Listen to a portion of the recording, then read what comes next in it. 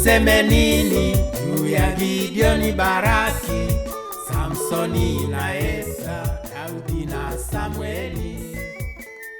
Verse 32 says, "And what shall I say, since time would not allow me, of Gideon, of Barak, of Samson, of Jephthah, of David, of Samuel, and of the prophets, who did exploits for God in their generations, being among the prophets and the judges of Israel, touching on Gideon, a judge and a warrior in Israel, having been mentioned in this book of Hebrews chapter 11 and verse 32, also called Jerubbaal, that meant let Baal fight for himself, because of what he did to the foreign god called Baal.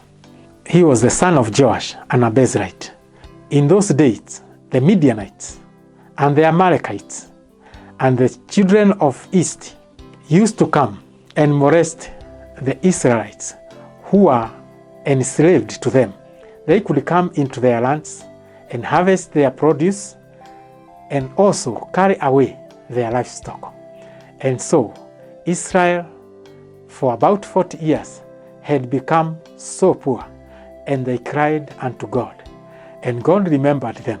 God sent an angel to Gideon, and when he was trying to save some of the farm produce from his father's land, and he was under an oak tree in the winepress, an angel of the Lord appeared to him, and he greeted him, "Peace be with you, mighty man of valor." And Gideon wondered, who is this? And who is the mighty man of valor? And the angel of the Lord told him, "Be not afraid, for God has chosen you to go and deliver the children of Israel." This man was unique. He told the angel of God, "Hold on there and don't move until I am back." He went and prepared a lamb for sacrifice and came with unleavened bread. And when he came, the angel of the Lord was still there waiting for him. And I want you to learn a secret here, that when you are in the presence of God and in obedience, you talk with God like a man talketh to his friend, just as Moses did, and it is recorded in the Bible. So this man told the angel of God, "Wait right there." And the angel waited until he went and prepared a lamb for sacrifice and came with it in a basket and loaves of unleavened bread. The angel of the Lord told Gideon, "Place the flesh upon this rock." And Gideon did so. And when he did that, the angel of the Lord touched the offering with a staff that was in his hand. And the fire of God came forth and burnt the offering. And so Gideon was convinced that God would save Israel from the Midianites, from the Amalekites, and from the children of the East who had molested them for many, many years. And the angel of God disappeared. And when Gideon saw this, he feared for his life, having seen the angel of God. And the voice of God told him, "Fear not, for you will not die, but you will save Israel by your hand." Gideon went forth and he tested God and told God, "Now, to be sure that it is really you, allow me to go and come with a fleece and place it here, and in the morning I meet it completely wet and the other ground be dry." And by the morning, God had done exactly as Gideon had asked. And he told God, "Don't be angry with me. Allow me to do it yet once more. Let the fleece now be dry and the other ground be wet." And he squeezed the fleece, and water enough to fill a bowl came out of it, and left it there. And in the morning, the fleece was dry, and the rest of the ground was wet. And so he believed that God surely is with me, as he has said, and he will strengthen me and give me might to fight with these enemies of Israel. So Gideon, being convinced of God's call to go and save his people Israel, and having done many things like destroying the gods of Baal, from where came his other name, Jerubbaal, because when in the morning people met that their foreign god called Baal, whom they worshipped, had been destroyed, and the wood that built his altar was used to burn another offering. They told the father to Gideon, "Bring us your son Gideon, that we bring him to death." And his father asked them, "Will you fight for a god? Let Baal fight for himself."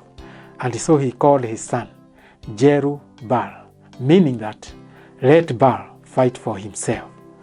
And so Gideon went forth, after even going with his aid, spying on the camps of the enemies, and hearing one of the soldiers telling the other of a dream that he had, that a rope flew from the mountains and came and crushed their tent, destroying everyone and turning the tent upside down.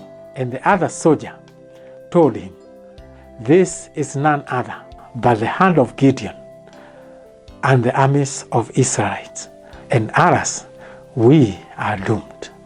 And so Gideon summoned the armies of God, the people of Israel, and all the people who would go and fight the enemies of God, who had pitched their tents in a valley nearby, as many as grasshoppers. And Gideon told every man who was willing to come forth. And God yet said, "I am not giving you victory with so many people as this, lest they boast that they earned their own victory." And so Gideon told the people, "Whoever is of a fearful heart, let him go back home." And so many of them went.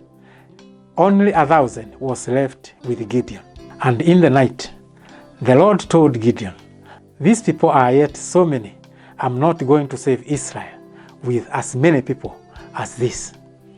So in the morning, take them into the brook and let them drink water. Those who will lap water, fetching with their hands and lapping like a dog does, while holding their arms with the other hand, those you will go to the battle with. The rest who will kneel down and drink water, light with their mouths, tell them to go back into their homes."